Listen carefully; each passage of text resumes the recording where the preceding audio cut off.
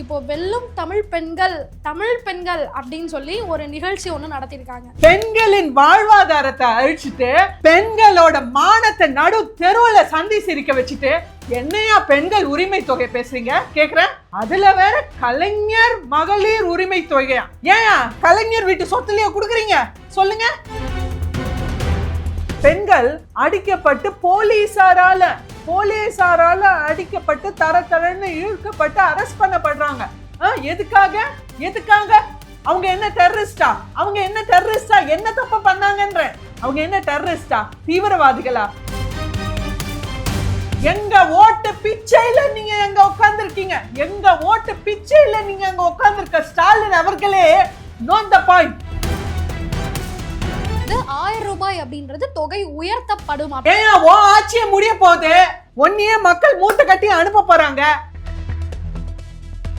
இன்னைக்கு தமிழ்நாட்டை குழி தோண்டி புதைச்சிட்டு சேகர் பாபு அவர்கள் நாக்குல நரம்பே இல்லாம வாய் கூச்சாம அங்கங்க டாஸ்மாக் வை. அவன் அங்க சம்பாதிச்சுட்டு அன்னைக்கு நாள் இந்த 200-300 சம்பாதிச்சுட்டு அந்த பணத்தை வீட்டுக்கு கொண்டு போக கூடாது. வீட்டுல இருக்க பொண்டாட்டி கிட்ட பிள்ளைங்க கிட்ட கொடுக்க கூடாது.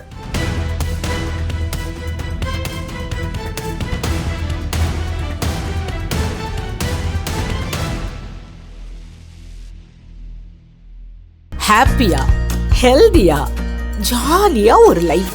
Lanco Harmonia Pavilion Senior Living Apartments at Sri Perambatoor 2 BHK just 49 lakhs. Call 7717273747.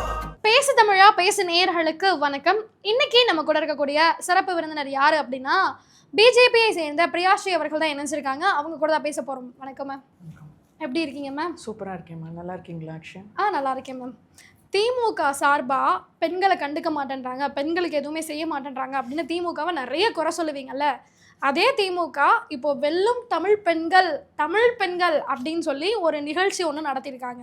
அந்த நிகழ்ச்சியை பற்றி நீங்கள் என்ன நினைக்கிறீங்க? நம்ம முக்காடு முதலமைச்சர் திரு முத்துவேல் கருணாநிதி ஸ்டாலின், என்ன பிள்ளையார் சுழி அவரோட தான் போடணும். அவர் சொல்லியிருக்காரு, வரலாறு எழுதும்போது எழுதுவாங்களாம், தமிழ் பெண்களின் புது அத்தியாயம் ஸ்டாலினின் திராவிட மாடல் ஆட்சியில தான் தொடங்கிச்சுன்னு. கரெக்டு தான், ரொம்ப சரி. அதாவது தமிழக பெண்களுக்கு கள்ளிப்பால் இந்த திராவிட மாடல் ஆட்சி, புதுமையான கள்ளிப்பால், புது அத்தியாயம் இந்த திராவிட மாடல் துரோக மாடல் ஆட்சி.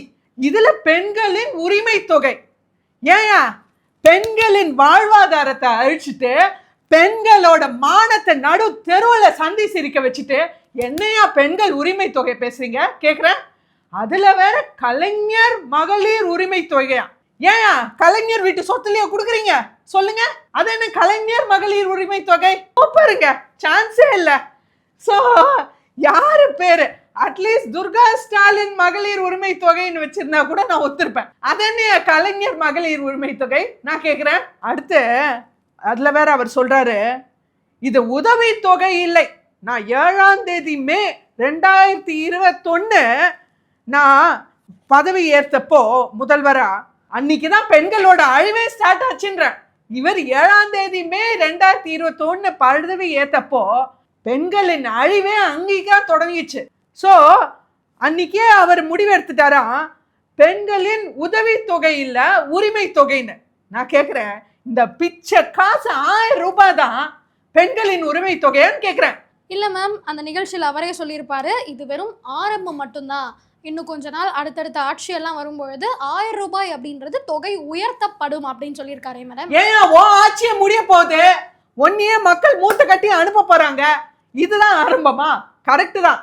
உங்க முடிவு தான், திமுகவின் முடிவு தான் தமிழ்நாட்டின் வளர்ச்சியோட ஆரம்பம். ஒத்துக்கிறேன். அதாவது நான் கேட்குறேன், முதல்ல என்னையா சொல்லிட்டு வந்தீங்க ஆட்சிக்கு? உங்க எலெக்ஷன் மேனிஃபெஸ்டோல தேர்தல் வாக்குறுதியில என்ன சொன்னீங்க? ரேஷன் கார்டுல ஒரு மகளிருக்கு வீட்டு தலைவிக்கு இந்த உரிமை தொகைன்னு சொன்னீங்க. அதையே தடுமாறி மற்ற கட்சிகள்லாம் எதிர்கட்சிகள்லாம் பிரஷர் போடவும் 2 வருஷம் கழிச்சு மெதுவா சில பேருக்கு கொண்டு வந்தீங்க. அதாவது தமிழ்நாட்டுல பெண்களோட சதவீதம் 3.5 கோடி, 3.6 crores. ஸோ 3.6 கோடி பெண்கள். சரி, இதுல சின்ன பசங்க குட்டி பசங்க இவங்களெல்லாம் விட்டுருவோம். சரி, அது ஒரு 1.5 கோடினே விட்டுருவோமே. 2 கோடி பெண்கள், 2.5 கோடி பெண்கள் இருக்கிற தமிழ்நாட்டில் இன்னி வரைக்கும் எவ்வளோ பேர் கொடுத்தீங்க? இன்னியோட சேர்த்து 1.3 கோடி பெண்களுக்கு தான் கொடுத்துருக்காங்க. மேம், தகுதியுள்ள பெண்களுக்கு 1000 ரூபாய்னு சொல்லி தகுதியெல்லாம் பார்த்ததுக்கு ஒவ்வொருத்தருக்கா கொடுத்துட்டு தானே மேம் இருக்காங்க. ஓஹோ, அதாவது நீ தேர்தலுக்கு வரும்போது மட்டும் ஓட்டு பிச்சைக்காக மட்டும் நீ பெண்ணா இருந்தாலே தகுதி அப்படின்னு சொன்ன நீங்க இன்னைக்கு வந்து என்னையா தகுதி லிஸ்ட் போடுறீங்க? என்ன லிஸ்ட் போடுறீங்கன்னு நான் கேட்குறேன். இதுதான் உங்க வாக்குறுதியா? இதுதான் உங்க வாக்குறுதியா? இதுல வேற சேகர் பாபு அவர்கள் நாக்குல நரம்பே இல்லாம வாய் கூசாம பிரஸ் மீட்ல சொல்றாரு, நாங்க திமுக காரங்க திராவிட மாடல்ல சொல்வதை தான் செய்வோம், செய்வதையும் சொல்லுவோம், சொல்லாததையும் செய்வோம். அதை மட்டும் உண்மையை ஒத்துட்டாரு. கடைசியா ஒரு உண்மையை நச்சுன்னு நறுக்குன்னு வச்சாரு பாத்தீங்களா? சொல்லாததை மட்டும்தான் செஞ்சிருக்காங்க இன்னி வரைக்கும். இவங்க 4.5 வருஷம் கொடுங்கோல் ஆட்சி இல்லை.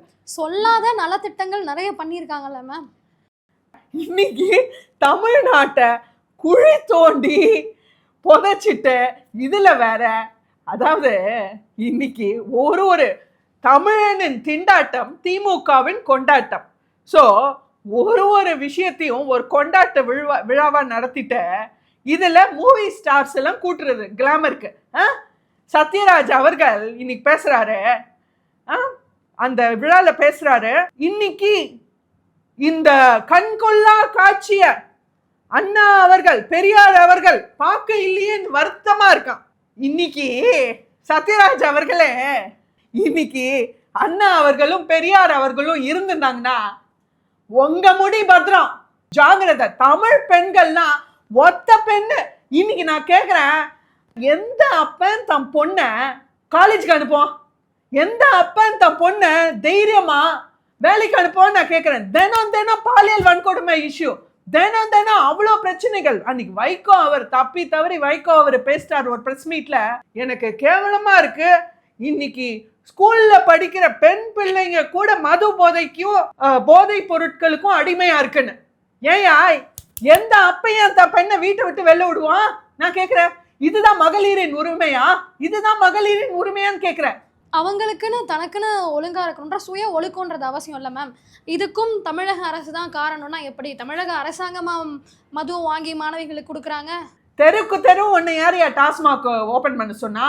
தெருக்கு தெரு ஏன் டாஸ்மாக் கடை திறந்தீங்க? டாஸ்மாக் கடை திறந்தா வரணும்னு அவசியம் இல்லைல்ல, அவங்க கட்டுப்பாட்டோட இருக்கலாம்ல. ஓஹோ, அதாவது முன்னாடி எங்கேயோ ஒரு கிராமத்துல 10 கிராமத்துல 50 கிராமத்துல ஒரு இடத்துல டாஸ்மாக் இருக்கும். நான் கேட்குறேன், இவ்வளோ தூரம் வேலை செஞ்சுட்டு ஒரு கூலி பணியாளர்கள் வீட்டுக்கு போகும்போது கையில் காசு இருக்கு. அப்போது அந்த ஒரு ப்ரெஷர்லையும் அந்த ஒரு டென்ஷன்லையும் அந்த ஒரு பியர் ப்ரெஷர் கூட இருக்கிறவங்க ப்ரெஷர் போடுறதுலையும் இவங்க ஏன்னா இன்னைக்கு தமிழ்நாட்டோட நிலைமை அப்படி, ஒரு அடித்தட்டு மக்களோட நிலைமை அப்படி. இது யாரால? இந்த திமுக காரங்களால. இன்னைக்கு திமுக காரங்களோட இந்த திராவிடியன் மாடலே, இந்த துரோக மாடலே என்னன்னா, மக்களை முன்னேற விடக்கூடாது. அங்கங்க டாஸ்மாக் வையே, அவன் அங்க சம்பாதிச்சுட்டு அன்னைக்கு நாள் இந்த 200-300 சம்பாதிச்சுட்டு அந்த பணத்தை வீட்டுக்கு கொண்டு போகக்கூடாது. வீட்டில் இருக்க பொண்டாட்டிக்கிட்ட பிள்ளைங்க கிட்ட கொடுக்கக்கூடாது. வழியில டாஸ்மாக்ல பிடுங்கிடணும் அப்படின்ற ஒரே மாடல் ஆம்பளைகளையும் நாசமா பண்ணியாச்சு. அடுத்து வீட்டு பெண்களையும் வெளியில வர விடாம அங்கங்க பாலியல் வன்கொடுமை பிரச்சனைகள் பண்ணிட்டு இன்னைக்கு எவன் தமிழ்நாட்டுல நிம்மதியா இருக்கான்? இந்த மாதிரி ஒரு சரிந்து சீரழிகிற தமிழ்நாட்டுல நான் கேட்குறேன், திவ்யா சத்யராஜ் அவர்கள் பேசுறாங்க, அதாவது திரையில டான்ஸ் ஆடுறவன்லாம் தலைவர் இல்ல, தரையில இறங்கி அடிக்கிறவன் தான் தலைவரா? ஏமா நல்லா அடிச்சிங்கம்மா, நீங்க தமிழ்நாட்டின் மக்களோட வயத்துல நல்லா அடிச்சிங்க. எங்க பார்த்தாலும் கொலை, கொள்ளை, பாலியல் வன்கொடுமை பிரச்சனைகள், மதுபோத பிரச்சனை, எங்க பார்த்தாலும் ஊழல் பிரச்சனைன்னு மக்களின் வரி பணத்தை சொராண்டி சீரழிச்சு இன்னைக்கு நல்லா நீங்க தரையில இறங்கி அடிச்சவங்க தாமா உங்க தலைவர், ஒத்துக்கிறேன். அதுல வேற சத்யராஜ் அவர்கள் சொல்றாரு, யாரையும் நம்பி ஏமாந்துடாதீங்க சார், கண்ணை நம்பாதே உன்னை ஏமாற்றும் அப்படின்னு உங்களை தான் சார் சொல்லிக்கிறீங்க. நீங்க உங்க ஆட்சியை தானே சார் சொல்லிக்கிறீங்க. சிரிப்பா வருது. அவரு தெரியாம ஒரு உண்மையை சொல்லிட்டாருன்னா ஸ்டேஜ்ல அவர் ஒத்த உண்மையை சொன்னார்னா இதை தான் சொல்லியிருக்காரு. யாரையும் நம்பாதீங்கன்றது, கண்டவனெல்லாம் நம்பாதீங்கன்றாரு. அதாவது என்ன சொல்றாரு, அங்க யாரை கண்டுட்டு இருக்காங்க, அங்க ஸ்டேஜ்ல நிக்கிறவங்க ஸ்டாலினையும் உதயநிதி தான் கண்டுட்டு இருக்காங்க. அவரே தெரியாம உண்மையை உடைச்சிட்டாரு. சத்யராஜ் சார் கொஞ்சம் மண்டை மேல ஒண்ணும் இல்லைன்னா கூட இன்னைக்கு உள்ள கூட ஒண்ணும் இல்லைன்னு நல்லா ப்ரூவ் பண்ணிட்டீங்க. இனிமே யார் சார் திமுக காரன் கூட உங்களை பேச மேடைக்கு அழைக்க மாட்டான். மேம் அப்படி இல்லை மேம். ஒரு கட்சி நல்லது பண்ணுது அப்படின்னா கட்சி பண்ணக்கூடிய நல்ல விஷயங்களை வெளியே சொல்றதுல தப்பு ஒன்றும் கிடையாதே. பெண்களுக்காக அவ்வளோ பண்ணியிருக்காங்க மேம் திமுக. கரெக்ட். நம்ம பொன்முடி அவர்கள் சொன்ன மாதிரி என்னம்மா ஓசி பஸ்ல வந்தியா அப்படின்ற மாதிரி இன்னைக்கு ஓசி பஸ், அதாவது தமிழ் பெண்களை இந்த அளவுக்கு கொச்சப்படுத்தி ஓசி பஸ்ல வந்தாங்க. இவன் கொடுக்குற பிச்சைக்கார ஓசி பஸ்ல வரணும். ஏன்னா நீ தான் அந்த புருஷன்காரனை வேலைக்கு போறத வீட்டுக்கு ஒரு சம்பளத்தை வர விடாம நீ தான் வழியிலே சம்பளத்தை பிடிக்கிறியே. அதனால பெண்கள் இன்னைக்கு வேலைக்கு போய் தான் வீட்டை காப்பாற்ற வேண்டிய ஒரு கட்டாயத்துக்கு தள்ளப்பட்டிருக்காங்க. பஸ்ல தானே போயானோ அவங்க வீட்டுக்கு வேலைக்கு. இன்னைக்கு வீட்டுல இருக்க பெண்கள் வீட்டுல இருந்து அவங்க குடும்பத்தை சமாளிக்க முடியுதா? வேலைக்கு போய் தான் குடும்பத்தை காப்பாற்ற வேண்டிய ஒரு நிலைமைக்கு கட்டாயத்துக்கு தள்ளப்பட்டிருக்காங்க. அடுத்து துரைமுருகன் அவர்களோட பையன் சொல்லியிருக்காரு, 1000 ரூபாய் வச்சு லிப்ஸ்டிக் போட்டுக்கிறாங்களாம் பெண்கள். ஏயா நான் லிப்ஸ்டிக்கை போட்டுப்பேன், ரூஜை போட்டுப்பேன், மஸ்காரா போட்டுப்பேன், உனக்கு என்ன வந்தது? நான் கேட்கிறேன், என்ன ஒரு கேவலமான பேச்சு இது. பெண்களின் உரிமை தொகைன்னு வேற ஒரு கேவலமான ஒரு டைட்டில கொடுத்துட்டு அதுல இந்த மாதிரி பேச்சுகள் வேற. காது கூசுதுமா, காதுல இருந்து ரத்தம் சிந்துது தமிழ் பெண்களுக்கு இந்த மாதிரி பேச்சு கேட்க. அடுத்து நம்ம வெத்து பேப்பர் அமைச்சர், வெத்து பேப்பர் என்ன உங்க வெள்ள இருக்கேன்னு கேட்டா உங்க ஆட்சி 4.5 வருஷம் ஆட்சியோட சாதனை என்னன்னு கேட்டா கரெக்டா வெத்து பேப்பரை எடுத்து காமிக்கும். நம்ம வெத்து பேப்பர் அமைச்சர் டிஆர்பி ராஜா அவர்கள் சொல்றாரு, வட மாநிலத்துலலாம் கேட்பாங்களாம் ஆம்பளைங்க கிட்ட, சார் நீங்க என்ன ஒர்க் பண்றீங்க, நீங்க என்ன வேலை பண்றீங்க, நீங்க என்ன படிச்சிருக்கீங்கன்னு. அங்க வந்து பெண்களை பார்த்தா கேட்பாங்களாம் வட மாநிலத்துல, ஏமா நீங்க என்ன படிச்சிருக்கீங்க, எங்க வேலைக்கு போறீங்கன்னு. ஆனா தென் மாநிலத்துல தமிழ்நாட்டுல பெண்களை பார்த்தா கேட்பாங்களாம், உன் புருஷங்காரன் என்னம்மா பண்றான், உன் பையன் என்ன பண்றான் அப்படின்னு கேட்பாங்களாம். ஸோ இன்னைக்கு பெண்கள் தமிழ் மாநிலத்தை பெண்கள் ஒர்த்தே இல்லைன்றீங்க, அப்படிதானே? பெண்களே please note the point. Tamil பெண்கள் ஷுட் நோட் த பாயிண்ட்.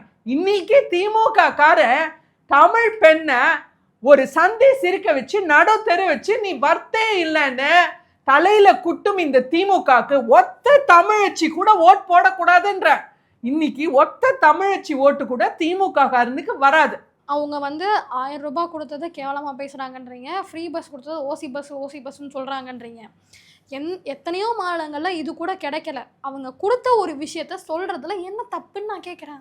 ஏயா பெண்களோட நிலைமையை உயர்த்துங்கயா, பெண்களுக்கு பொது பாதுகாப்பு கொடுங்க, பெண்களுக்கு சமுதாயத்துல பாதுகாப்பு கொடுங்க, பாதுகாப்பான சூழ்நிலையை கொடுங்க, படிக்க போன இடத்துல வேலை செய்யற போன இடத்துல பாதுகாப்பான சூழ்நிலையை கொடுங்க, பெண்களுக்கு நல்ல வாழ்வாதாரத்தை உண்டு பண்ணி கொடுங்க. இன்னைக்கு வீட்டுல புருஷன்காரனுக்கு நல்ல ஒரு சம்பளத்தை கொடுங்க, டாஸ்மாக் கடையெல்லாம் மூடுங்க. இன்னைக்கு பீகார் எலெக்ஷன்ஸ்ல என்டிஏ வின் பண்ணியிருக்குன்னா ஒன் ஆஃப் த கீ விஷயம் அவங்க என்ன கொண்டு வந்தாங்கன்னா 0% ஆல்கஹால், மது கடைகள்லாம் எல்லாத்தையும் உயிர்த்து முன்னாங்க. ஸோ அதை பண்ண வேண்டியதானே. ஏயா கலைஞர் காலத்திலேயே ஜெயலலிதா அம்மா எதிர்கட்சியா இருந்த போதே கலைஞர் அவர்கள் அப்பயே தேர்தல் அறிக்கை விட்டாரு, மது ஒழிப்பு கொண்டு வருவோம்னு. நாங்க ஆட்சிக்கு வந்தா மது ஒழிப்பு கொண்டு வருவோம்னு. எங்கேயா போச்சு அது, எங்க போச்சுன்னு நான் கேட்கிறேன். அந்த தேர்தலில் தான் அவங்க ஜெயிக்கல மேம். ஜெயிச்சிருந்தா மது ஒழிப்பு கொண்டு வந்திருப்பாங்க மேம். ஓ ஜெயிச்சா உங்க கொள்கை கொல்ல, ஜெயிக்கலன்னா உங்க கொள்கை அது வேற மாதிரி. அப்படியா? இல்ல நீங்களே யோசிச்சு பாருங்க. இப்ப நான் ஒரு வாக்குறுதி கொடுக்குறேன், நான் ஜெயிச்சாதானே அதை நிறைவேற்றணும். அந்த தேர்தல் அவங்க தோத்துட்டாங்க. அப்போ உங்களுக்குன்னு ஒரு கொள்கை இல்ல, உங்களுக்குன்னு ஒரு கோட்பாடு இல்ல, அப்ப நீ எல்லாம் எதுக்கே கட்சி நடத்துறன்ற. இன்னைக்கு திமுகன்றது ஒரு கட்சியா? இன்னைக்கு திமுகவோட தொண்டன் ஒரு தொண்டனை பார்த்தா எனக்கு சிரிப்பா வருது. ஏன்னா அவங்க எல்லாரும் ஒரு கொத்தடிமை. யாருக்கு? அந்த ஸ்டாலின் அவர்கள் வாரிசோட கொத்தடிமைகள் தான் இந்த திமுக காரன். அது அவங்களே பெருமையா தானே மேம் சொல்றாங்க. ஸ்டாலின் அவர்களுக்கு மட்டும் இல்ல, அவங்க குடும்பத்துக்கே நாங்கெல்லாம் கொத்தடிமை, இன்பநிதி அவர்கள் கூட சிஎம் ஆவாரு, அதுக்கும் நாங்க உழைப்போம் அப்படின்னு அவங்களே தானே சொல்றாங்க. இதுல உங்களுக்கெல்லாம் என்ன பிரச்சனை இருக்கு மேம்? இன்னைக்கு அவங்க சொல்ல அளவுக்கு தள்ளப்பட்டிருக்காங்கல்ல, அவங்க சொல்ற அளவுக்கு கட்டாயப்படுத்தப்பட்டிருக்காங்க. இன்னைக்கு அந்த திமுக கூட்டணியில் இருக்கிற எல்லா கட்சிகளும் இன்னைக்கு ஒன்றும் இல்லாம ஆயிடுச்சு. காங்கிரஸ் இன்னைக்கு ஒன்றும் இல்லாம ஆயிடுச்சு. விசிகா ஒன்றும் இல்லாம ஆயிடுச்சு. இன்னைக்கு எல்லாரையும் ஒரு கொத்தடிமைகளை ஆக்கி, மக்களையே ஒரு கொத்தடிமைகளை ஆக்கி, தன்னோட ஒரு சுய லாபத்துக்காக, ஒரே ஒரு குடும்பத்தோட சுய லாபத்துக்காக இன்னைக்கு 8 கோடி மக்களோட வாழ்வாதாரம் கேள்விக்குறியா இருக்கு. அதுவும் இல்லாம இப்ப காங்கிரஸ் வேற திமுகல இருந்து பிரிஞ்சு தாவேகாக்கு போகுது அப்படின்ற ஒரு பேச்சு கூட போயிட்டு இருக்கு. இதை பத்தி என்ன நினைக்கிறீங்க? அதாவது இன்னைக்கு காங்கிரஸ் ஒரு செல்லா காசான காங்கிரஸ் எங்க போனா என்ன அப்படின்ற மாதிரி. ஏன்னா பீகார்லயே பார்த்தோம், இது வந்து தமிழ்நாட்டில் இல்லை, இந்தியா முழுக்க இன்னைக்கு காங்கிரஸ் ஒண்ணு இல்லாத ஒரு ஃபியூஸ் பிடிங்கின பல்பா ஆயிட்டு வருது. ஏன்னா ஒரு மாநிலத்திலையும் அவங்க தோத்துட்டே வராங்க. இது சோ ஆப்வியஸ். வெஸ்ட் பெங்கால்ல அவங்க மம்தா பானர்ஜி அவர்கள் வந்தப்போ அவங்க தேவர் இன் 35%. இப்போ 0. வெஸ்ட் பெங்கால்ல காணாம போயிட்டாங்க. பீகார்ல போன எலெக்ஷன்ல 19 சீட் வாங்கினாங்க. இந்த எலெக்ஷன்ல 5 சீட்டு. அடுத்த எலெக்ஷன்ல காலி. இன்னைக்கு தமிழ்நாட்டிலும் காங்கிரஸ்க்கு அதே நிலை. அது நல்லா புரிஞ்ச ஸ்டாலின் அவர்கள் அதுக்கு தான் பீகார் எலெக்ஷன் முடிஞ்ச உடனே ஒரு அறிக்கை விட்டாரு. பீகார் எலெக்ஷனை பார்த்து நம்ம எல்லாம் கத்துக்கணும்னு. என்ன சொல்ல வர்றாரு? காங்கிரஸ் கம்முனு சீட்டை கேட்காத, நீங்க ஓரமா ஒடுங்கி நான் கொடுக்கறத வாங்கி கம்முன்னு பேசாம குந்தீங்க. இன்னைக்கு அதுக்குதான் விசிகா திரும்ப முன்னாடியே சொல்லிட்டாரு.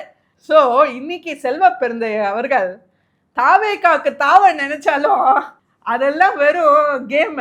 ஏன்னா இங்க மிரட்டுறாரு, ஒரு விதமா அழுத்தம் கொடுக்க பாக்குறாரு திமுகக்கு. நான் வந்து அங்க தாவிடுவேன், அப்போ எனக்கு சீட்டு ஜாஸ்தி கொடுங்கன்னு. இந்த தாவர கேம்லாம் இங்க செல்லாது.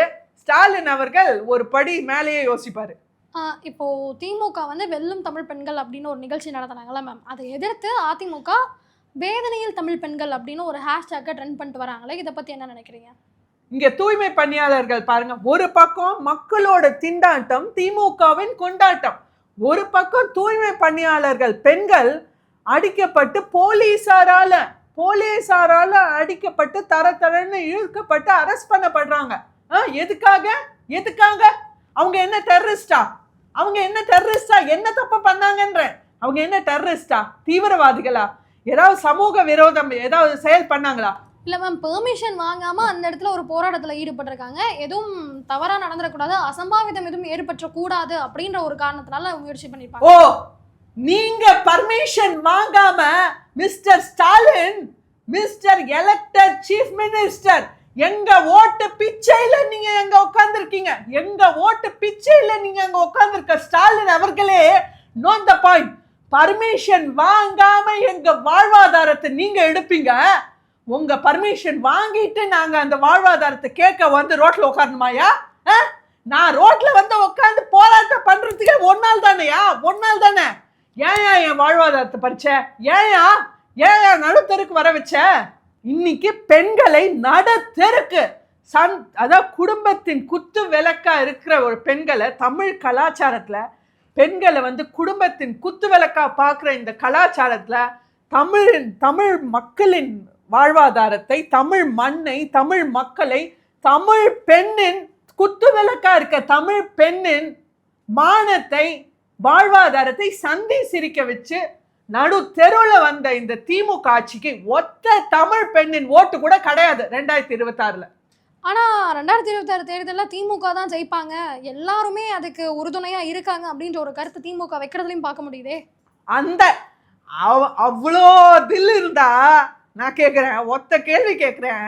ஏயா நீங்க பண்ண 4.5 வருஷ சோதனை ஆட்சியில உங்களுக்கு அந்த அளவு தில் இருந்தா, நான் ஒத்த கேள்வி கேட்குறேன், தைரியம் இருந்தா இந்த பொங்கல் பரிசு 3000 ரூபாவை ரிமூவ் பண்ணுங்கயா. 5000 ரூபாய் இல்ல மேம், 3000 ரூபாய், 5000 ரூபாய் கூட கொடுப்பாங்க. 3000 5000 பரிசு கொடுக்க வேண்டான்றேன். உங்களுக்கு உங்க ஆட்சி மேல் நம்பிக்கை இருக்குல்ல, 4.5 வருஷம் நீங்க தான் அப்படியே தமிழகத்தை தலை நிமிர வச்சுட்டோம், தமிழ் பெண்கள் தலை நிமிர்ந்து இப்ப நடக்கிறாங்கன்னு நீங்க தானே மைக்க பிடிச்சு தில்லா பேசுறீங்க. அந்த தில் இருந்தா, அந்த வெக்கம் மானம் சூடு சொர்ணம் இருந்தா பொங்கல் பரிசு கொடுக்காதீங்கயா. இல்லை மேம், மக்களுடைய நலனுக்காக அது கொடுக்குறாங்க, அதுக்கும் இதுக்கும் சம்பந்தமே இல்லை மேம். ஓஹோ, மக்களோட நலன்னா எந்த மக்கள்? திமுக வாரிசு மக்களா? பொங்கல் எலெக்ஷனை ஒட்டி வருது, அதாவது தமிழ் கலாச்சாரத்தை மதிக்க தெரியாத இந்த ஸ்டாலின் ஆட்சி, இந்த ஸ்டாலின் வாரிசு மக்கள், நான் கேட்குறேன், ஒரு தீபாவளி பண்டிகைக்கு உங்களுக்கு வாழ்த்து சொல்ல தெரியல தமிழ் மக்களுக்கு, ஒரு திருக்கார்த்திகைக்கு வாழ்த்து சொல்ல தெரியல தமிழ் மக்களுக்கு, நீங்க பொங்கலுக்கு இம்பார்ட்டன்ஸ் கொடுக்க போறீங்களா? நான் கேட்குறேன். பொங்கல் தமிழர் பண்டிகை மேம், இதெல்லாம் இந்துக்கள் பண்டிகை மேம். ஓஹோ, ஸோ கார்த்திகை தீபம் தமிழர் பண்டிகை இல்லை, கார்த்திகை தீபம் ஏத்துறது தமிழ் கலாச்சாரம் இல்லை. யார் சொன்னா?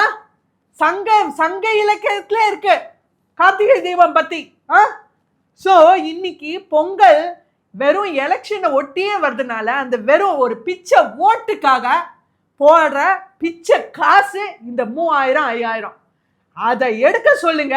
நான் அப்போ ஒத்துக்கிறேன், ஸ்டாலின் அவர்களுக்கு தில் இருக்கு, அவர் நல்லாட்சி கொடுத்துக்கிறாரு, நானே ஓட்டு போடுறேன் ஸ்டாலினுக்கு. கண்டிப்பா மேம், தேர்தல் வரட்டும், யாரு ஜெயிக்க போறா அப்படின்றத மக்கள் முடிவு பண்ணட்டும். கண்ணை நம்பாதே உன்னை ஏமாற்றும் அப்படின்னு நான் தமிழ் மக்களுக்கு, தமிழ் பெண்களுக்கு சொல்ல விரும்புகிறேன். நம்ம தமிழ் பெண்கள்லாம் வேற லெவல், அவங்கள மாதிரி அறிவாளிகள் இந்த உலகத்தில் பார்க்க முடியாது. கண்டிப்பாக இந்த வாட்டி ஸ்டாலின் அவர்களுக்கு ஒரு தமிழச்சியோட ஓட்டு கூட விழாது. 2026 பாஜக கூட்டணி, அதிமுக பாஜக கூட்டணிக்கு வெற்றி நிச்சயம். நிச்சயமா மேம், எங்க கூட இணைந்து பல கருத்துக்களை பகிர்ந்துக்கிட்டீங்க, ரொம்ப நன்றி. நன்றிம்மா. உலக தமிழ் சொந்தங்களுக்கு வணக்கம். நான் ராஜவேல் நாகராஜன். பேசு தமிழா பேசு வலையொலியுடைய வளர்ச்சிக்கு நீங்களும் உறுதுணையாக இருக்கணும்னு நினச்சிங்கன்னா இந்த வீடியோடைய டிஸ்கிரிப்ஷனில் இருக்கக்கூடிய ரேசர் பே லிங்கை கிளிக் பண்ணுங்கள். அந்த லிங்க்கில் போயிட்டு உங்களுக்கு விருப்பமான தொகையை பேசு தமிழா பேசுவனுடைய வளர்ச்சிக்கு உங்களுடைய பங்களிப்பாக நீங்கள் கொடுக்கலாம். நன்றி, வணக்கம். பேசு தமிழா பேசு சேனலுக்கு ஆதரவு தந்து கொண்டு இருக்கக்கூடிய பார்வையாளர்களுக்கு வணக்கம். அரசியல் ஆன்மீகம்னு மட்டும் இல்லாம இப்போ ஹெல்த்லயும் நம்ம வந்தாச்சு. ஹெல்த் சம்பந்தமான பிரச்சனைகளுக்கும், ஹெல்த் டிப்ஸுக்கும், ஹெல்த் கேருக்கும், இல்ல ஹெல்த் பத்தி ஏதாவது தெரிஞ்சுக்கணும் அப்படின்னு நினைச்சீங்கன்னா ஹெல்த் குரு சேனல் கண்டிப்பா உங்களுக்கு யூஸ்ஃபுல்லா இருக்கும். பேசு தமிழா பேசு சேனலுக்கு கொடுக்கக்கூடிய இதே சப்போர்ட்டை ஹெல்த் குரு யூடியூப் சேனலுக்கும் கொடுத்து அந்த சேனலை சப்ஸ்கிரைப் பண்ணி உங்க நண்பர்களுக்கு ஷேர் பண்ணும்படி கேட்டுக்கிறோம். நம்ம ஹெல்த் குரு சேனலோட லிங்கை டிஸ்கிரிப்ஷன்ல தரோம், மறக்காம செக் பண்ணி பாருங்க.